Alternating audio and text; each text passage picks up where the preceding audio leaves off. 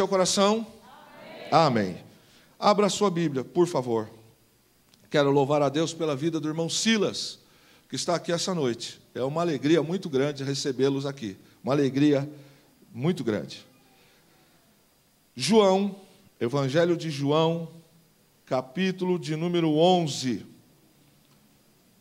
João, capítulo de número 11. Graças a Deus. Se alguma mamãe precisar por alguns minutos subir para trocar a fralda, temos um berçário aqui em cima. João 11, 41 a 57. Então, tiraram a pedra. Jesus olhou para cima e disse: Pai, eu te entrego, te agradeço porque me ouviste. Eu sabia que sempre me ouves, mas disse isso por causa do povo que está aqui, para que creia que tu me enviaste. Depois de dizer isso, Jesus bradou em alta voz: Lázaro, venha para fora. O morto saiu com as mãos e os pés envolvidos em faixas de linho e o rosto envolvido num pano. Disse-lhe Jesus: tirem as faixas dele e deixe-nos ir. Muitos dos judeus que tinham vindo visitar Maria, vendo o que Jesus fizera, creram nele. Mas alguns deles foram contar aos fariseus o que Jesus tinha feito. Então o chefe dos sacerdotes e os fariseus convocaram uma reunião do Sinédrio. O que estamos fazendo? Perguntaram eles. Aí está este homem realizando muitos sinais miraculosos. Se o deixarmos, todos crerão nele. E então os romanos virão e tirarão tanto o nosso lugar como a nossa nação. Então um deles, chamado Caifás, que naquele ano era o sumo sacerdote, tomou a palavra e disse: nada sabeis. Não percebeis que vos é melhor que morra um homem pelo povo e que não pereça toda a nação? Ele não disse isso de si mesmo, mas sendo o sumo sacerdote naquele ano, profetizou que Jesus morreria pela nação judaica, e não somente por aquela nação, mas também pelos filhos de Deus, que estão espalhados para reuni-los num povo. E daquele dia em diante resolveram tirar-lhe a vida. Por essa razão, Jesus não andava mais publicamente entre os judeus. Ao invés disso, retirou-se para uma região próxima do deserto, para um povoado chamado Efraim, onde ficou com os seus discípulos. Ao se aproximar a Páscoa judaica, muitos foram daquela região para Jerusalém, a fim de participarem das purificações cerimoniais, antes da Páscoa. Continuavam procurando Jesus, e no templo perguntavam uns aos outros: o que vocês acham? Será que ele virá à festa? Mas o chefe dos sacerdotes e os fariseus tinham ordenado que, se alguém soubesse onde Jesus estava, o denunciasse para que o pudessem prender. Amém? Jesus acaba de operar mais um milagre fantástico. Ele acaba de ressuscitar a Lázaro, e aquilo incomoda os membros dos sinédrios, os membros do grupo farisaico, do grupo dos saduceus, e o fato é que a vida de Jesus os incomoda. As coisas que Jesus faz os incomoda.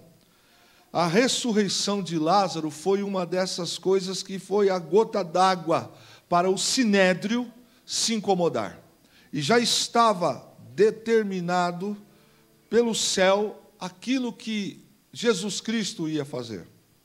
O fato é que os homens queriam colocar as mãos na ação e queriam fazer do seu jeito. Olha para o texto e você vai ver que um homem que não está na presença de Deus, chamado Caifás, e Deus, quando quer usar, ele usa, ainda que seja para a sentença daquela própria pessoa, mesmo na condição de pecador e falha, ele profetiza algo errado, achando que ele está fazendo alguma coisa pela carne.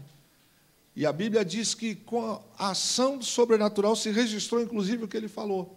E ele profere uma sentença dizendo que Jesus precisava morrer. Jesus não tinha que viver. Na verdade, Jesus, ele foi diferente dos outros julgamentos.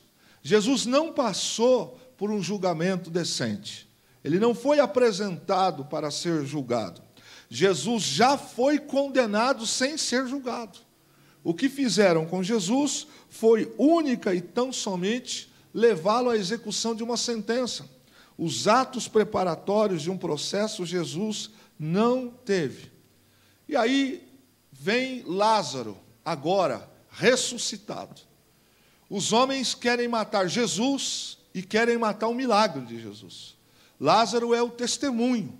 Lázaro é aquele que, vivo agora, depois de ressuscitar, ele prejudica o sinédrio, ele prejudica a atividade deles. E você vê na declaração dos membros do sinédrio, que eles dizem assim, que se Jesus crescesse, se Jesus avançasse no que ele estava fazendo, eles iam perder não apenas aquilo que eles tinham como vantagens de ser membro do sinédrio, como até a nação eles colocaram como se eles também fossem perder. Não havia nenhum tipo de preocupação deles em relação à Torá, em relação aos costumes, eles estavam preocupados com aquilo que eles perderiam.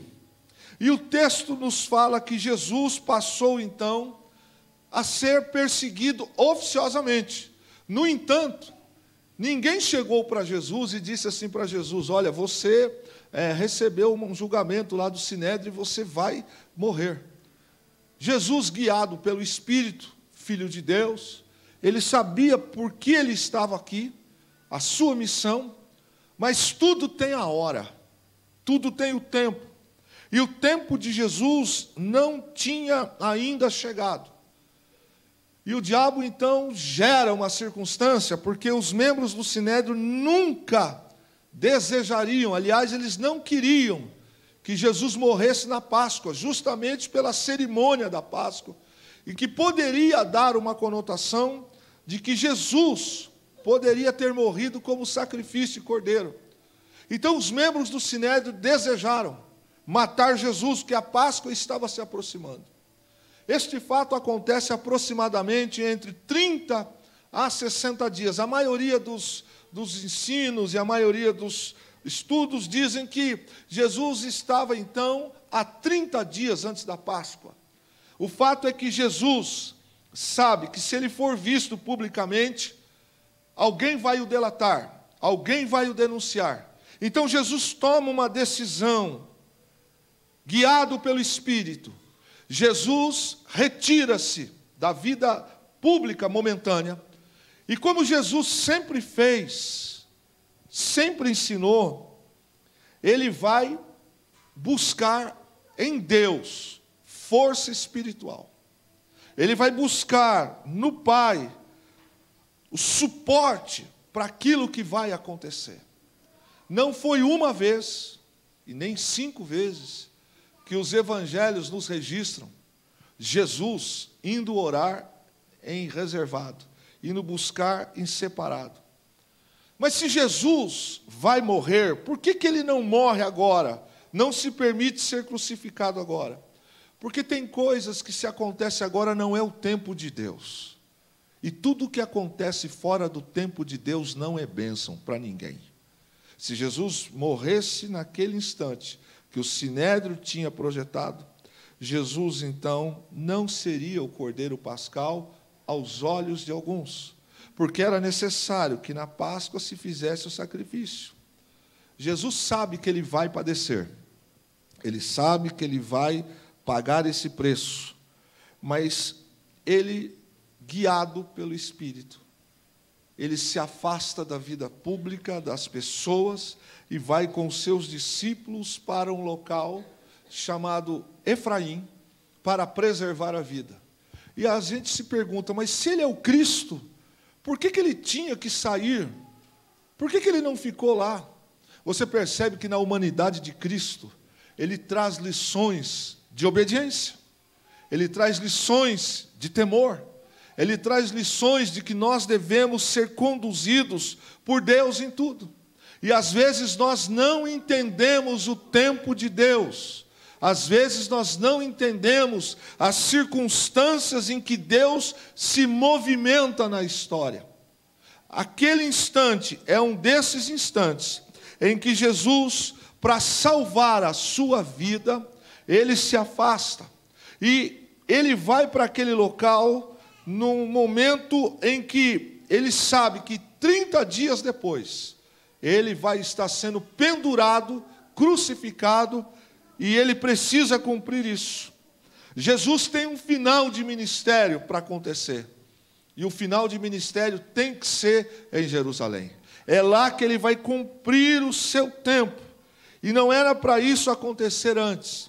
Sabe, queridos, eu estava lendo esse texto esta semana e buscando em Deus para nós, para esta noite, os caminhos e as circunstâncias que Deus às vezes nos leva, que nós não entendemos no primeiro momento. Mas desde o instante em que nós entregamos a nossa vida a Jesus, Ele sempre vai fazer o que é melhor para nós. Às vezes nós não vamos compreender por que que estamos passando por algumas coisas. Por que que estamos passando por alguns adventos?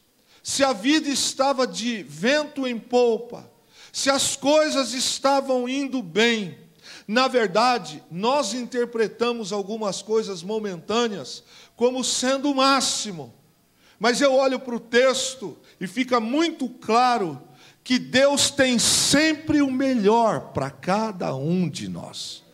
Aquilo que eu olho hoje e que eu entendo hoje como sendo a melhor coisa, Deus tem o direito de colocar as mãos e nos levar para um lugar, uma situação, para que daqui a um tempo, o tempo dele, Ele nos traga a êxito aquilo que é melhor para nós. Como nós temos dificuldade de entender o tempo de Deus. Como nós temos dificuldade, às vezes achamos, e como nós pensamos que nós sabemos tudo. Nós compreendemos tudo. Deus, às vezes, vai nos levar para alguns locais chamados Efraim, para que nós sejamos fortalecidos. Porque se ficarmos fora de Efraim, nossa carne pode nos matar, nosso egoísmo pode nos matar, nossas vaidades podem nos matar. Como assim? Às vezes, nós não estamos ainda preparados, não é o tempo de Deus nos dar algumas coisas. E o diabo, ele é muito articuloso, ele é muito um estrategista. E às vezes nós achamos que tem que ser agora. Por que que Deus está acontecendo isso? Deus, por que que o Senhor está gerando isto? Por que que Deus não faz isto? Querido, Deus sabe o que é melhor para nós. Se Deus não entra na nossa vida, nós estamos perdidos. Quantos de nós aqui imaginamos um monte de coisas e achávamos que aquele era o tempo? Às vezes nós endurecemos o nosso coração e não queremos ouvir, não queremos entender, e achamos que tem que ser da nossa maneira, tem que ser da nossa forma. Então Deus às vezes vai nos pegar, Deus vai nos levar, querendo ou não, para alguns momentos de Efraim, do campo de Efraim, porque ali, no deserto, Deus vai se manifestar a nós com muito mais clareza. Às vezes nós estamos num momento de vida pública, às vezes nós estamos envolvidos com tantas coisas do dia a dia, e que não paramos para entender o que Deus está querendo mostrar. A primeira coisa que sai de nós é crítica, reclamação. Eu não concordo, eu não penso assim. Benditos são os homens, as mulheres, benditos somos nós, quando nós entendemos o propósito de Deus.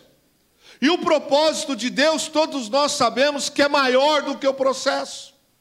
O propósito, ele só chegará a êxito se nós nos adequarmos às fases de um processo. Aquele não era o momento de Jesus morrer. Se Jesus morre naquele instante, a simbologia do ato da ceia, do ato pascal, o diabo queria tirar o mérito, ele queria tirar aquela situação que deu este ponto final do pecado. Jesus precisava na Páscoa. E os homens declaram então que Jesus tem que morrer agora.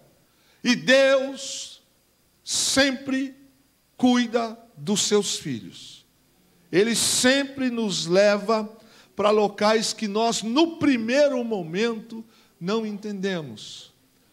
Olhamos para Jesus e vemos que, na sua forma humana, sempre Jesus era um homem de oração. Ninguém que vive uma vida, que leva uma vida sem oração, pode ser guiado pelo Espírito Santo. Todas as pessoas, todos os homens, todo cristão que se intitula cristão, se não tem uma vida de oração, pode cair, pode falhar. E Jesus disse sobre isso, que não basta orar. Antes, ele diz, vigiai e orai. De nada adianta a gente orar se nós não vigiamos. Tem muita gente que ora, mas não vigia. E porque não vigia, cai. A palavra de Cristo é vigia e ora. E Jesus nos dá um exemplo. Aqui tem um fato claro. Ele sabe que ele vai padecer. E ele sabe que tem que acontecer. Guiado pelo Espírito, em comunhão com o Pai, ele é direcionado para ir para as montanhas de Efraim. Aí a gente olha para esse vilarejo que passa assim, ó, lapso, só João, só o evangelista João relata isso. Sabe, irmãos, eu estava pensando um pouco mais sobre esse texto e por que João relata isso. Que Deus abra os seus ouvidos espirituais para você entender isso. João era o discípulo amado. João era o discípulo que estava mais próximo de Jesus. João era um dos três, mas aquele que Jesus, e a Bíblia diz que ele era o amado. Dos 11, tirando Judas, que já tinha suicidado, mas todos eles partiram. É João que fica numa condição de, mesmo quando tentaram contra a sua vida, que segundo a tradição, ele foi lançado num tacho de azeite quente, não lhe aconteceu, aí ele é enviado para a ilha de Patmos. É João quem está vivo.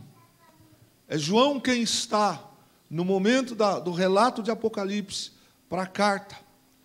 E eu estava pensando essa tarde, por que às vezes, quem está perto, parece que apanha mais?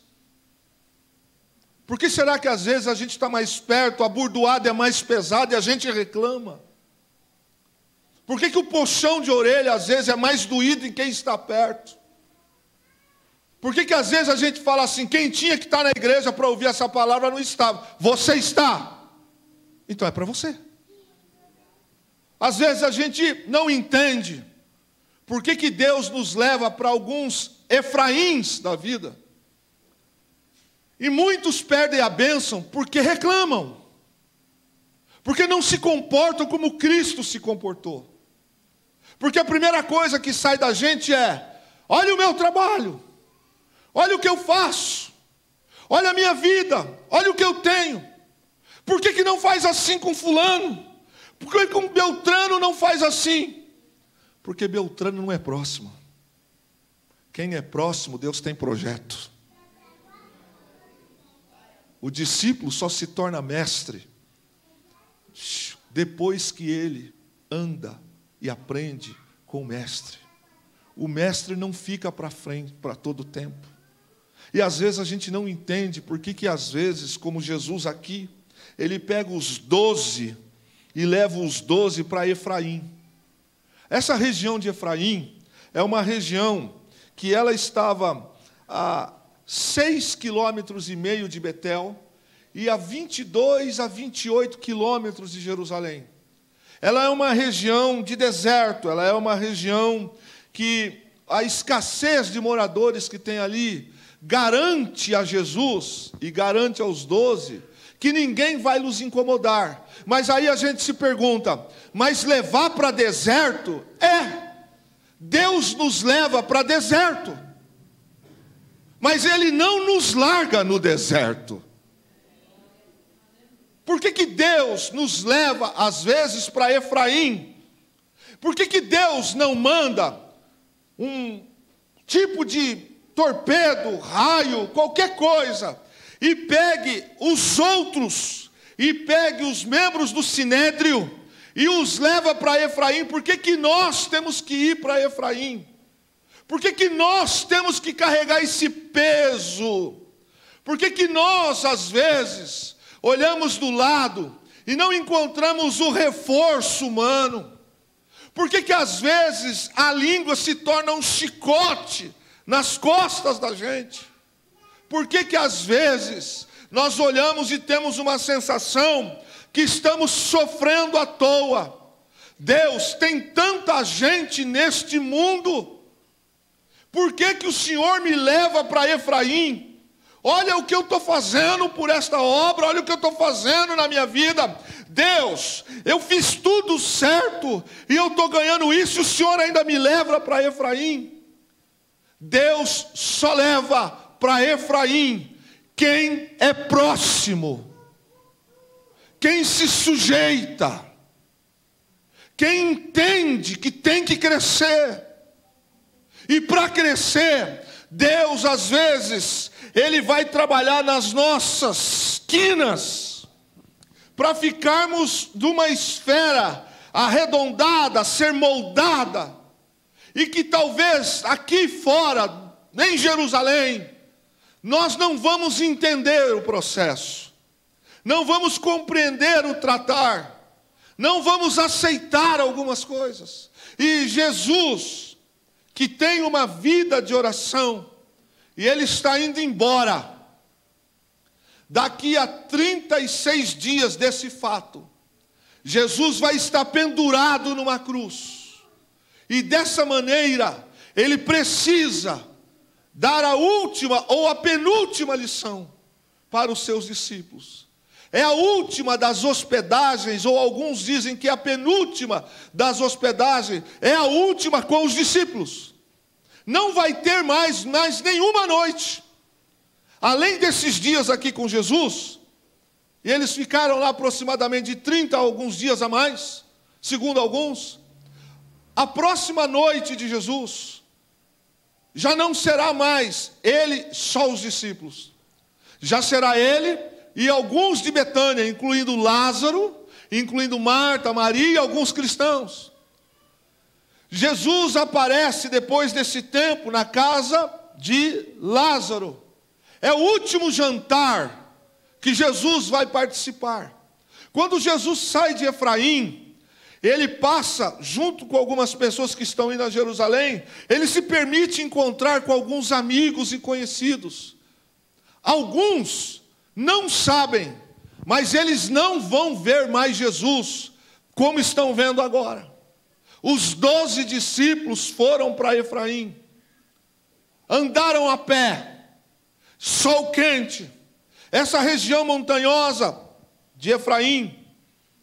No tempo do inverno, as geleiras se acumulam lá em cima. A região que Jesus vai é o local que ele está demonstrando desde o início do ministério, que um cristão, um servo, precisa ter vida com Deus, precisa viver uma vida de oração, porque sem oração a gente cai, sem oração a gente não aguenta, sem oração a gente peca. E Jesus, quando vai lá para Efraim, primeiro, porque Ele não vai se permitir que o plano de Deus seja frustrado. Ei, irmão, presta atenção nesta palavra. Às vezes nós não estamos entendendo por que Deus está chacoalhando a figueira. Por que Deus está mudando o ritmo da nossa vida? Por que Deus permitiu que algumas ondas ou tsunamis da vida mexessem conosco e nos colocou em Efraim? Sabe por quê? Porque você é próximo. E quem se permite ser próximo, ele pega mais pesado, ele aperta mais um pouco, ele traz um pouco mais o nó fechado. Mas por que não faz isso com todo mundo? Você quer ser todo mundo? Você quer ser tratado como todo mundo? Porque Jesus não te trata como um qualquer. Jesus nos trata como alguém próximo. E quem está próximo, ele está dando um recado. Eu vou embora. E vocês vão precisar ter vida de oração. Vocês vão precisar ser fortes. Por isso ele trata com alguns deles de uma maneira mais pesada. João é o único que relata esta passagem. E ele diz nesse texto, é o único que diz, que Jesus vai para Efraim. Fica claro que este toque, que esta pegada, Jesus deixa um recado, deixa uma lição também para nós. Porque locais da vida onde nós não queremos estar, talvez seja onde Deus queira que nós estejamos. A gente não gosta de ser puxado a orelha, a gente não gosta de tomar um banco, a gente não gosta de perder um emprego, a gente não gosta de passar por uma luta, a gente não gosta de sofrer algumas perdas, mas na verdade não é perda, na verdade não é você ser furtado. Deus está trabalhando com quem é próximo, e com quem é próximo Ele está mandando um recado: eu tenho um projeto com você. Em Efraim, Jesus vai.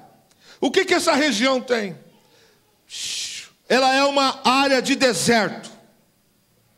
E área de deserto traz submissão.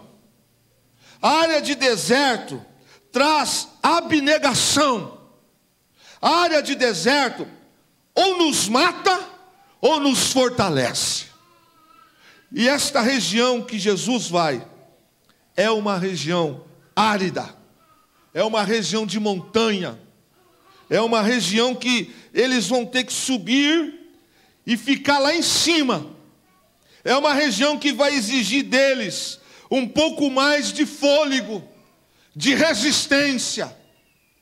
Porque ficar embaixo em Jerusalém é morrer antes da hora. Ficar embaixo em Jerusalém não é pegar as lições últimas do mestre. Quem está entendendo, diga amém. Ficar em Jerusalém é permitir que o plano de Deus seja frustrado. Ficar em Jerusalém nesse momento não é saudável. Mas a gente quer, a gente acha, a gente pensa, mas Deus não pensa assim. Deus tem um outro projeto, Deus tem um outro negócio. Tudo tem o seu tempo. Tem tempo de chorar e tem tempo de se alegrar. Tem tempo de abraçar e tem tempo de deixar de abraçar.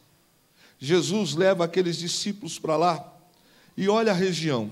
É uma região de deserto, é uma região de montanha, é uma região que não tem muita gente, ou seja, os recursos são pequenos, mas tem gente que mora ali.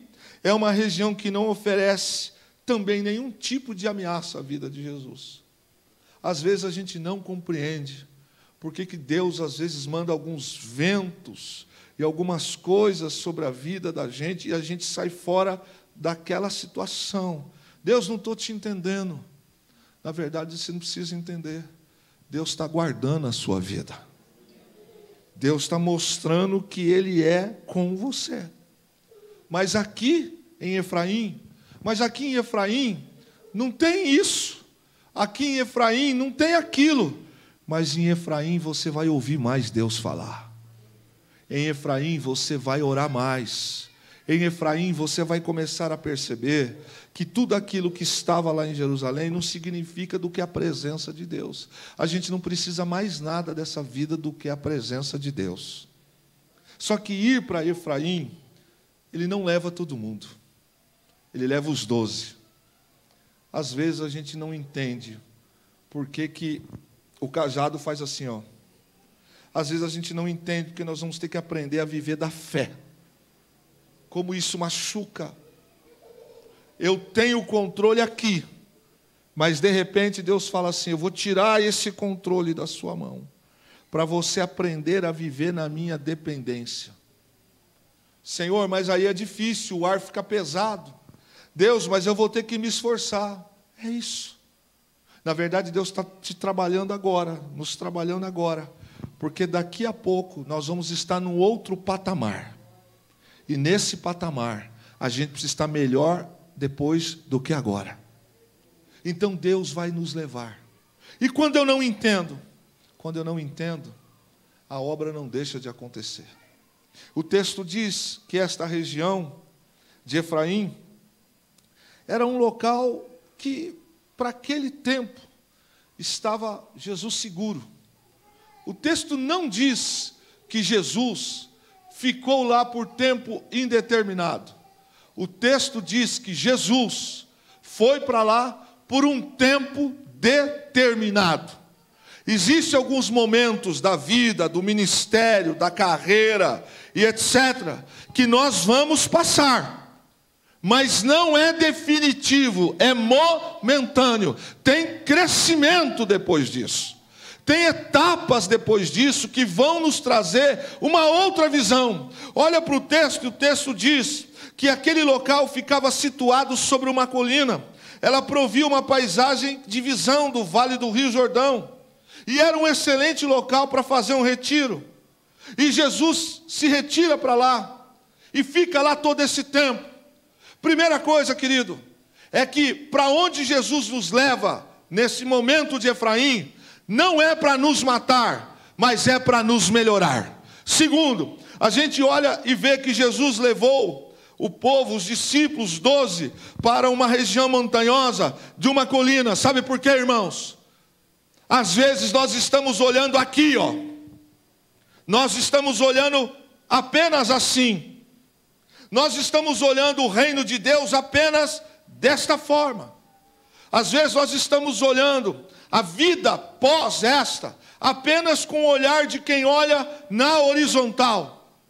E às vezes, o que nos impede de enxergar na vertical é porque nós estamos no mesmo nível do sinédrio.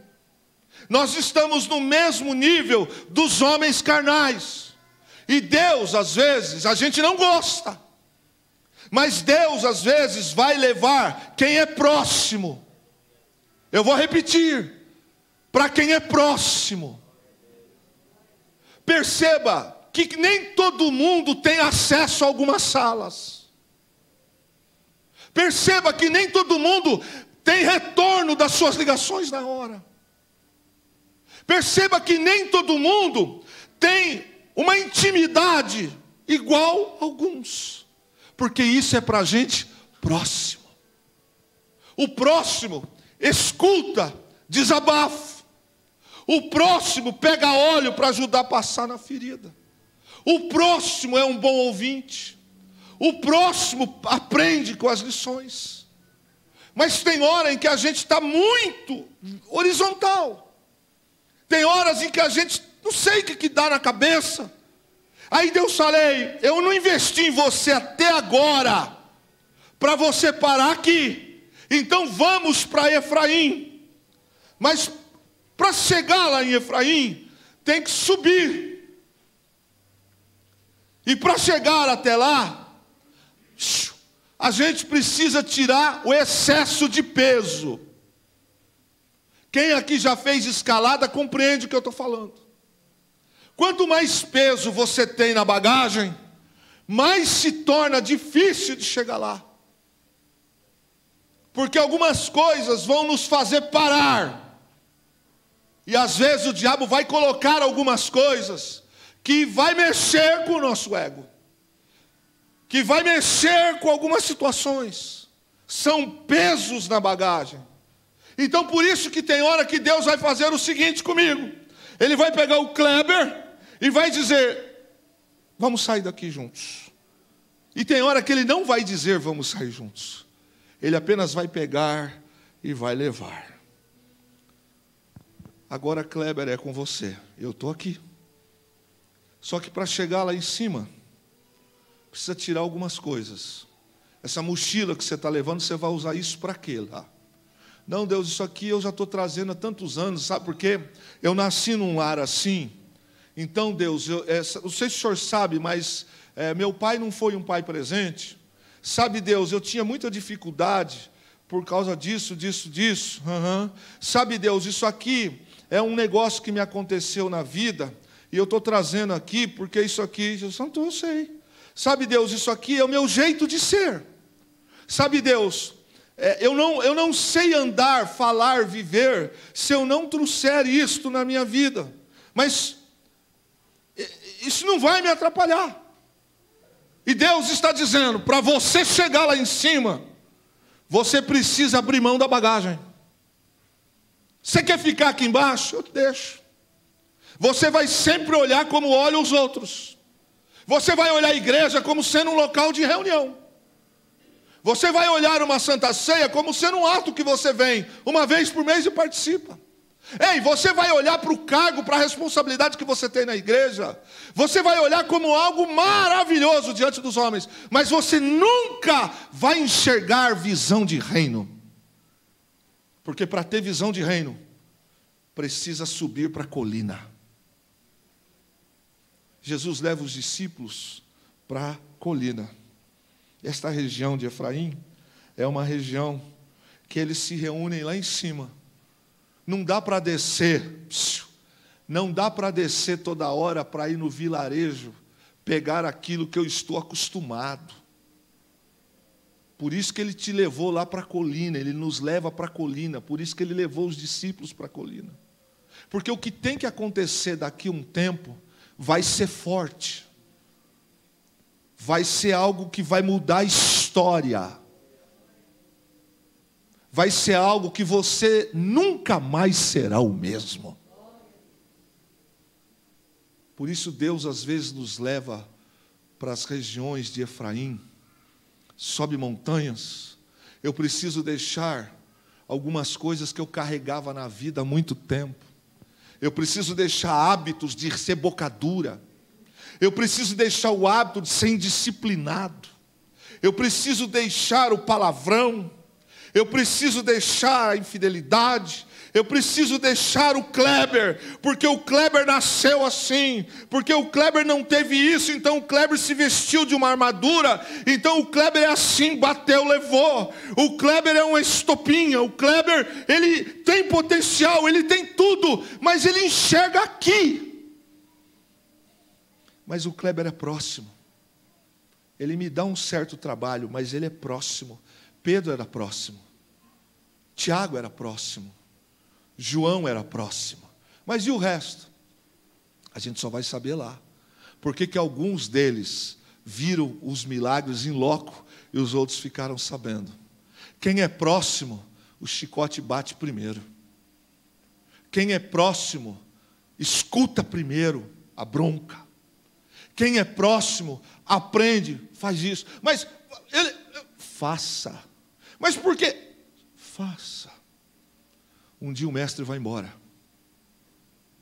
E quem vai continuar a obra é quem é próximo. Quem vai fazer a obra é quem é próximo. Quem vai pregar é quem é próximo.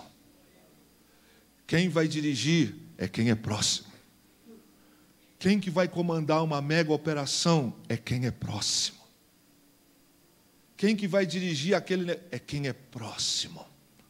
Pessoas que durante o tempo da caminhada para a colina cansaram, suaram, sofreram, mas viveram o sobrenatural da colina.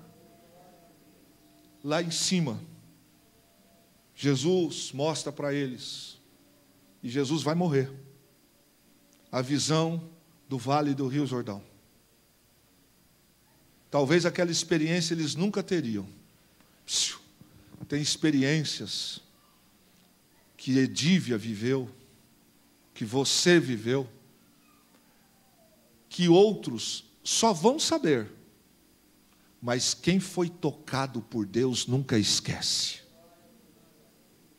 Tem coisas que Deus vai fazer com a gente, que vai, sabe, a gente vai entrar num corredor polonês, vai levar coque daqui, vai levar coisa dali, vai fazer isso, vai fazer aquilo. Deus, o que mais que o Senhor quer? Eu já não tenho mais nem... Eu tinha 10 sapatos, agora eu só tenho um chinelo havaiano. É muito. Deus, eu tinha tanto de salário por mês. Deus, eu tinha tanto. É muito. Deus, o que mais que o Senhor quer de mim? Eu quero você mais próximo. Por quê? Porque eu tenho um projeto com você. Deus, mas parece que os outros fazem o que querem e vivem como querem, mas eles não são próximos. Eu escolhi vocês como próximos. O que eu revelo para vocês, eu não revelo para eles, eu revelo para próximo. Vocês comem no prato que eu como. Vocês dormem no mesmo chão que eu durmo. Vocês veem milagres que os outros não veem. Vocês serão testemunhas verdadeiras. Nada vai poder parar vocês. Por isso que eu pego com vocês os 12 e levo para a colina. E quando a gente chega na colina, a gente está suado, está com a roupa rasgada, o tênis está desgastado, largamos a mochila. Mas quando a gente começa a olhar lá de cima, a gente tem a visão do vale. Lá em cima, ninguém levou dinheiro, não tem padaria, não tem supermercado. O que tem lá em cima? Tem Jesus. Esse Jesus pode fazer cair pão do céu. Esse Jesus pode fazer cair carne do céu. Esse Jesus pode fazer brotar água ali no mais alto, mas ele pode fazer. Ele só te levou para lá para você crescer. Ele te mostrou o que Ele tem. Porque às vezes a gente está muito apaixonado com as coisas daqui. Você que é próximo, entenda. Um dia você vai sentir falta da cintada, do puxão de orelha. Um dia você vai sentir falta de Jesus dizer assim, para trás de mim. Jesus só revela algumas coisas especiais para quem é próximo. E ele vai, chega naquele lugar, um lugar para retiro. Tem coisas que Deus vai nos levar só por causa da gente, para mostrar. Jesus levou os 12 para lá, um local de retiro. A Páscoa ia acontecer daqui a alguns dias, mas aquilo que os discípulos viveram ali foi a última experiência. Depois ele volta, e o caminho que Jesus volta é o caminho de Betânia. As pessoas estão tramando contra Jesus, os membros do Sinédrio estão decididos, eu estou parando, decididos a matar Jesus. Mas Jesus, não está na hora dele morrer. Sabe o que Deus faz? Porque havia os grupos principais, os saduceus e também os fariseus. Todos eles queriam matar Jesus, mas eles andavam divididos. Enquanto eles andam divididos, tramando o mal, Deus está trabalhando lá na frente. Deus usa as armas que são preparadas contra nós a teu favor. Deus usa situações e fatos que é para nos matar, não vai matar, não vai tocar, não vai acontecer. Os fariseus e saduceus estão divididos, faz ou não faz, é ou não é. O dia que eles decidem que eles vão fazer e se unem, Deus continua dando o livramento. Vai para Efraim. Às vezes eu não vou com as minhas pernas, mas Ele vai te levar. Se você é próximo, Ele vai te levar. E a Bíblia diz que esses atos, Deus usou. Deus usa e dirige os nossos passos. Deus dirige, Ele usa os artifícios que os homens têm contra nós, Ele usa para virar projeto. Ele usa para transformar. E eu olho para o texto, querido, e vejo que mesmo sendo um bando de hipócrita, os membros do Sinédrio eram um bando de hipócrita, tudo religiosos de plantão. Eles estão projetando, desejando a morte. Jesus já está condenado. Sabe o que Jesus faz? Ele aproveita aquele momento e vai dar as últimas lições lá em cima, Monte de Efraim. No Monte de Efraim ele vai. Jesus resolve se hospedar no Monte de Efraim. Quantos dias? Mais de 30. Dias em que esses discípulos passaram a ter Jesus só para eles. Nesses dias, Jesus não se dividiu com a multidão. Jesus não se dividiu com outras coisas. Jesus só deu atenção para os discípulos. A gente vê que os planos desses homens hipócritas e os planos desses homens mundanos só serviu para fortalecer os discípulos. Meu irmão, quando Deus nos leva para a montanha de Efraim, no primeiro momento a gente não entende, a gente não compreende. A Bíblia diz que no verso 48, os homens diziam assim: se Jesus crescer, se as pessoas acreditarem nele, nós vamos perder isto aqui e vamos perder a terra.